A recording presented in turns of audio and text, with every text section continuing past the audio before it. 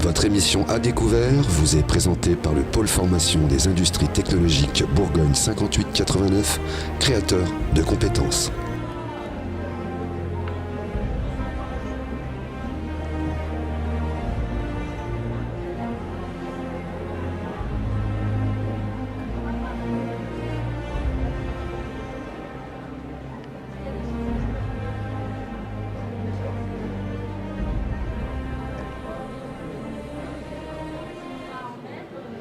De retour sur les 9e récidos à Sens, à la salle des fêtes, pour un deuxième plateau déjà. Et oui, ça a commencé très très fort aujourd'hui, en tous les cas à la salle des fêtes de Sens.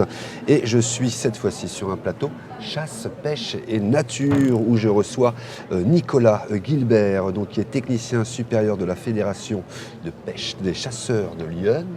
Bonjour Nicolas. Bonjour. Voilà, et j'ai également monsieur Boucaud Jean, qui est président de la Fédération du 89, mais des pêcheurs cette fois-ci. Bonjour à tous. Comment allez-vous, messieurs? Parfaitement, merci. Voilà. Donc installé pour vous donc, depuis mercredi, au Récido. Vous avez eu les scolaires mercredi et jeudi. Je vais commencer par la chasse. Comment ça a été pour vous la réception de ces 1800 scolaires sur ces 2 jours? Écoutez, ça a été une expérience tout à fait intéressante parce qu'on s'aperçoit que les enfants ont vraiment une demande par rapport à tout ce qui concerne les zones humides. Donc on s'est attaché au travers de notre stand où on a fait une maquette de reconstitution des travaux que nous avons menés sur une grosse opération de réhabilitation de la zone humide des marais de la vallée de la Druy qui se situe dans le sud du département de l'Yonne. Donc on s'est aperçu que les enfants étaient très attirés à savoir pourquoi tel oiseau vivait à tel endroit. Donc c'est vrai qu'on a eu quand même beaucoup d'enfants de primaire et donc ça a été relativement fourni en échange et surtout très intéressant de voir leur réaction sur le ragondin, sur le canard colvert. Donc c'est des espèces qui, pour la plupart, ne connaissaient pas et donc ils découvrent. Un héron cendré, c'est très grand effectivement par rapport à leur taille et c'est des choses, je pense, intéressantes. Combien vous êtes sur le stand justement à transmettre Alors à transmettre, nous étions sur les jours scolaires, donc nous étions 3. Et ça n'était pas forcément suffisant à certains moments, parce qu'on a eu des afflux relativement importants. Mais voilà, ça a permis aussi de bien décomposer les choses, parce que la communication, ça doit se faire comme en petit groupe, parce que sinon, on a plus de difficultés à communiquer avec tout le monde. Et il faut que chacun s'y retrouve. Exactement. Nicolas, on reviendra sur un projet aussi que vous avez en commun juste après. Et donc pour vous, Jean Boucaud, donc au niveau des pêcheurs, à l'autre bout de la salle des fêtes, comment ça s'est passé ces jeudis et vendredis? C'était super bien. Nous, ça fait depuis la création du Récido, on participe toujours à ce Récido. Et à chaque édition, on retrouve des enfants. On s'aperçoit à l'heure actuelle que les enfants sont très attentifs à tout ce qui est de la protection, de la réglementation, de la connaissance des poissons, donc sur le niveau des rivières. Donc on essaye, nous, en tant que fédération, d'apporter toutes les réponses aux questions qu'ils peuvent nous poser. Et croyez-moi que c'est les 2 jours qu'on a passé là, c'était très enrichissant parce que vraiment, on a des questions vraiment que les gamins, on ne s'attend pas à des questions qu'ils nous posent. Et c'est vraiment très enrichissant. Et vous avez aussi sur votre stand aussi de quoi évidemment les appâter, si je puis dire, voilà, puisque vous avez des cannes à pêche virtuelles. Exactement. On a un simulateur de pêche, on a des expositions de poissons de nos rivières. On n'a pas toutes les espèces, mais là, on a une vingtaine d'espèces. Et croyez-moi, les enfants ont été très attentifs, puis regarder avec des grands yeux, et qu'ils ne pas s'attendaient à voir ça. Et on fait que ça. Bon, on leur pose des questions sur les zones de reproduction, comment les protéger, comment le poisson vit, et comment il se reproduit. Et ils sont, vous voyez, d'ailleurs, le questionnaire qui est fait, le mot croisé qui est fait, sur tous les stands, est très bien fait. Croyez-moi, les enfants sont très attentifs et ils répondent vraiment très bien. Alors, sur les chasseurs, vous avez effectivement des animaux, différentes espèces, différents poissons. Comment vous expliquez, comment les chasseurs aux enfants, comment devenir un bon chasseur s'il le souhaite, en tous les cas, comment respecter la nature quand on s'y promène? Vous l'expliquez ça aux enfants? Oui, tout à fait. Donc la première des choses, c'est une règle de base, c'est effectivement le respect d'autrui à travers le respect de la propriété et puis surtout ne pas déranger intentionnellement les animaux en période de couvaison notamment, parce que les oiseaux dérangés du nid, c'est quelque chose qui peut leur porter préjudice. Et puis, en ce qui concerne la chasse, les activités de loisirs liées à la nature, on leur explique bien qu'il est clair que chacun doit y retrouver son compte et qu'il est important de gérer les populations animales comme on peut gérer, on va dire, on ne va pas parler de compte bancaire, mais plutôt la petite tirelire, à savoir on ne prélève que les intérêts du capital et surtout pas le capital. Alors c'est très compliqué parce qu'effectivement on sait pertinemment que sur le terrain il y a un certain nombre de facteurs qui interviennent, environnementaux, des facteurs humains également, mais pour les enfants on se doit de rester relativement simple parce que il faut que le message passe rapidement parce qu'on ne les a pas très longtemps non plus sur le stand. Et, combien de chasseurs dans Lyon? 11 000 chasseurs à peu près. D'accord. Et combien de salariés à la fédération? On est 13 salariés à la fédération. Donc, 11 000 chasseurs 11 000 chasseurs dans le département de Lyon, oui. On représente à peu près 1400 à 1500 structures de chasse. C'est-à-dire qu'on a à peu près 400 communes, 450 communes dans le département de Lyon, ce qui veut dire qu'on a à peu près 3 à 4 structures de chasse par commune. Alors on a parfois des grandes structures communales et puis on a aussi sur certaines régions du département des structures de chasse dites privées où les gens s'organisent un petit peu différemment. Mais à chaque fois, l'objectif c'est clairement, pour ce qui concerne la fédération, d'organiser la chasse de manière à ce qu'elle se passe le mieux possible et surtout que le capital gibier, puisqu'on est particulièrement concerné par le gibier, soit géré le plus sainement possible pour qu'on ait une pérennité dans le temps. Parce que sans espèces, il n'y aura pas de chasse et on se doit de gérer le capital qui nous a été laissé et qu'on se doit aussi de gérer pour les générations futures. Alors du côté des pêcheurs, pareil, comment vous expliquez aux enfants comment bien respecter en tous les cas les lieux où ils vont pêcher, comment on devient un bon pêcheur? Déjà, pour la fédération, il y a quelques années, on a fait l'acquisition d'un étang à Villefargeau, où on a créé une maison de pêche nature, où on se voit par an, avec notre animateur, environ 1500 enfants. Des écoles qui viennent, les sont encadrés, il y a même des adultes. Et donc, on a une grande salle pédagogique. Donc, les enfants, après les techniques, après exactement tout ce qui concerne l'eau et tout, est très enrichissant. Et là, on renouvelle encore cette année. On a déjà la moitié du calendrier qui est plein avec les écoles. Et aussi, maintenant, avec la pêche, on se retrouve avec beaucoup de nouvelles méthodes de pêche. On se tourne vers la pêche sportive. D'accord. Alors, c'est quoi la pêche sportive? La pêche sportive, c'est-à-dire qu'on prend son pied lancé, puis on parcourt les rivières, on va chercher le poisson dans les pieds des trous, on va faire tout ce qu'il y a. Et là, on le trouve de plus en plus. Et ce qui est aussi très important, c'est qu'on trouve maintenant la majorité des pêcheurs sur cette méthode sportive, ils pêchent tous en euquille. C'est-à-dire qu'ils remettent tout le poisson à l'eau, et croyez-moi que aller voir, c'est vraiment plaisant. Ils se font plaisir à prendre un beau poisson, de le prendre en photo et de le remettre à l'eau. Croyez-moi, c'est vraiment enrichissant. Combien de pêcheurs cartés, puisqu'on parle de permis à la chasse, on parle de cartes à la pêche? Nous avons 18 000 pêcheurs. Dans le départ, un tout petit peu moins que 18 000, mais on approche les 18 000 pêcheurs. On est la première association du département.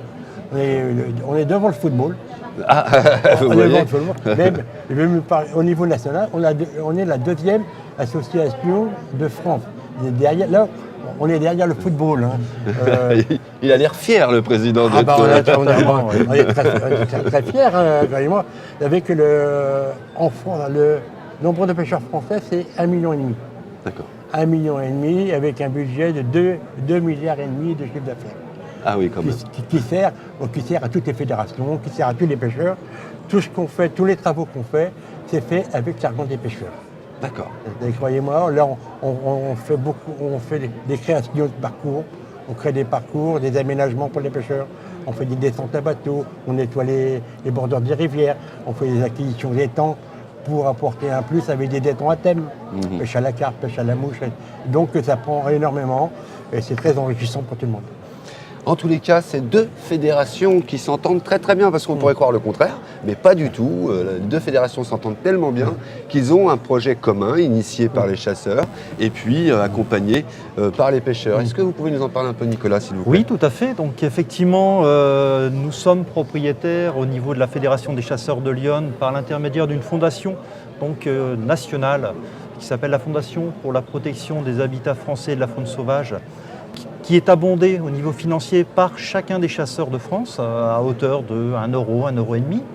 Et donc cet argent-là a été créé dans les années 90 cette fondation a été créée dans les années 90 pour acquérir des milieux remarquables dont font partie prioritairement les zones humides, puisque entre 1960 et 1990, on a perdu plus de 50% de nos surfaces en zone humide au niveau national. De par la construction? La construction, l'urbanisation, oui, de par générale. les pratiques agricoles, parce qu'il y a eu des périodes où il a fallu aussi produire, il fallait nourrir la France. Terres, ouais. Donc ça, c'était une certaine vue des choses à un certain moment donné. Et donc, ces milieux remarquables ont disparu. Il faut quand même savoir qu'une zone humide, on retrouve dans les zones humides à peu près 50% des espèces d'oiseaux qui sont présentes sur le territoire national. Donc c'est quand même quelque chose de très important. Là, je parle des oiseaux, mais je pourrais vous parler des amphibiens, des libellules et autres. Et donc, nous avons acheté par cet intermédiaire une 60aine d'hectares dans le sud du département de Lyon, sur les communes de Druy-les-Bellefontaines et d'Andry, sur lequel nous avons monté un projet qui est finalisé depuis peu, puisque les derniers coups de pelle ont eu lieu au mois de septembre 2017. Et Ça va être inauguré en mai, je crois. ça sera inauguré début juin. Début juin, ouais. Voilà. Et comme nous avons certaines compétences en matière de faune, mais peut-être beaucoup moins en matière de pêche, on va dire, on a fait appel à des savants, donc nos amis pêcheurs. Je dois vous dire aussi qu'on a beaucoup de chasseurs qui ont la double casquette, pêcheurs-chasseurs. Et donc, on a travaillé beaucoup avec la Fédération des pêcheurs, beaucoup avec l'Agence de l'eau aussi, puisqu'ils ont un savoir-faire. Et ce sont des gens aussi qui nous ont aidés, bien évidemment, financièrement sur ce projet qui est quand même très conséquent. Et au final, on se retrouve à avoir créé sur ces 60 hectares 7 mares.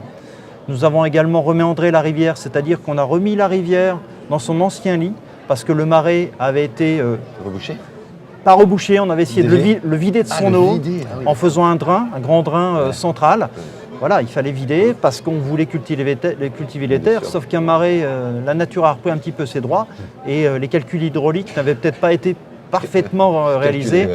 Et donc, tout était reparti en prairie et non plus en culture comme c'était prévu. Donc, on a remis la rivière dans son ancien lit sur 1,4 km. On a créé 7 bras morts également, donc pour une distance de 320 mètres. Pourquoi des bras morts? Tout simplement parce que ce sont des zones d'eau calme où le poisson ou les oiseaux, notamment si on prend les canards par exemple, sont des zones où les canards vont trouver tout un tas d'insectes dans cette eau relativement calme. On réhabilite un écosystème. On réhabilite tout un écosystème. Et puis on a fait une grande zone, on va dire, en ce moment d'expansion des crues, parce que heureusement, malheureusement l'actualité nous montre un petit peu la nécessité d'avoir des zones où l'eau peut s'étendre sans que ça ne crée de préjudice. Et donc cette zone d'expansion à un niveau qui varie, donc 6 hectares en ce moment, jusqu'à, on redescendra à peu près à peine 1 hectare, parce qu'il faut qu'on ait de l'eau en permanence pour que ça puisse convenir à un maximum d'espèces animales et végétales. Donc c'est un système de... Un projet du coup que vous avez rejoint, dès le début vous étiez présent, comment vous... Disons que Nicolas a fait appel à la fédération, donc avec notre technicien principal, avec Jean-Louis. Jean-Louis, c'est pour chercher le problème. Jean-Louis, c'est notre principal, disons... c'est un collaborateur d'accord, très bien. Donc il a pris les dossiers en main. Bon, et après ils ont vu avec Nicolas, donc c'est parti sur retrouver l'ancien lit de ce bras, là. Et de là, après la question, il y a eu une pêche électrique qui a été faite dans ce bras. Une pêche électrique? Voilà, une pêche électrique pour ressentir un petit peu. Ça fait peur, moi. Une pêche électrique. D'ailleurs, sur le stand, on fait démonstration sur le film. On voit comment s'effectue une pêche électrique. Donc on a sur les méandres, on a fait une pêche électrique. Et sur la première pêche, on a recensé 7 espèces de poissons. Et là, on va peut-être attendre 1 an, 2 ans, 3 ans, et on va refaire une pêche électrique pour voir un petit peu l'évolution de l'état piscicole qui est à l'intérieur. Parce que cette rivière, ce bras, avant, c'était une des plus belles frayères à brochet qu'il pouvait y avoir. Donc on va essayer de retrouver ces milieux. Voilà. Et donc c'est une affaire à suivre qui va être en collaboration toujours avec la fédération. Et c'est toujours. Et d'ailleurs, comme j'ai dit à la première visite qu'on a fait, que la chasse et pêche, on avait exactement les mêmes intentions, la prévention et garder. Donc on essaye de travailler de plus en plus ensemble. Si vous voulez, ce qui était important pour nous, c'est d'avoir une vision globale dans le projet et ne pas s'intéresser uniquement aux oiseaux, aux poissons ou autres. Donc on s'est attaché effectivement les services de la Fédération de pêche et puis on a fait toute une succession d'inventaires botaniques, des inventaires faunistiques.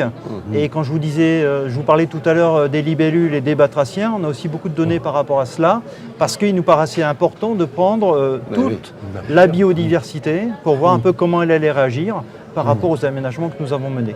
Et l'objectif est effectivement de redonner nature à ce marais tel qu'il était peut-être il y a 50 ou 60 ans, mais c'est aussi de communiquer après, puisqu'on a mis en place tout un platelage, un cheminement sur platelage d'à peu près 300 mètres avec un observatoire ornithologique qui sera ouvert vraisemblablement dans le courant du mois de juillet ou août 2018. C'est donc une affaire à suivre. En tous les cas, merci beaucoup messieurs d'être venus. On continuera de parler évidemment de vous. On viendra peut-être même à l'inauguration si vous nous y invitez. Avec plaisir. Avec plaisir. Pareil pour vous, n'hésitez pas. Dès qu'on peut envoyer une équipe, voilà, on fait un sujet. Allez découvrir donc les milieux aquatiques, des initiations à la pratique de la pêche. Venez, voilà, aujourd'hui, cet après-midi jusqu'à 18h ou demain toute la journée. Ça, c'est pour la partie pêche. Vous allez voir, il y a des tas d'animations sympathiques et tout, et toutes les explications. Et n'hésitez pas à aller aussi poser toutes les questions. Le marais de la vallée le marais de la vallée de la Druy, les chasseurs de Lyon en action. Venez poser des questions sur la faune, la flore, et vous y répondrez. Peut-être pas sur la flore, mais en tous les cas sur la faune. On a appris en fait, Oui, on prend quelques compétences au fur et à mesure. Voilà. Merci en tous les cas Nicolas, merci beaucoup Jean. Voilà, et on se retrouve tout de suite après. On parlera cette fois-ci sur les résidus, des déchets, le recyclage. Qu'est-ce qu'on fait, qu'est-ce qu'on en fait, où ça va si on ne le fait pas correctement. Merci à vous les chasseurs. Merci bien. Merci beaucoup et merci beaucoup les pêcheurs. Voilà, à tout de suite. Votre émission À Découvert vous est présentée par le Pôle Formation des Industries Technologiques Bourgogne 5889, créateur de compétences.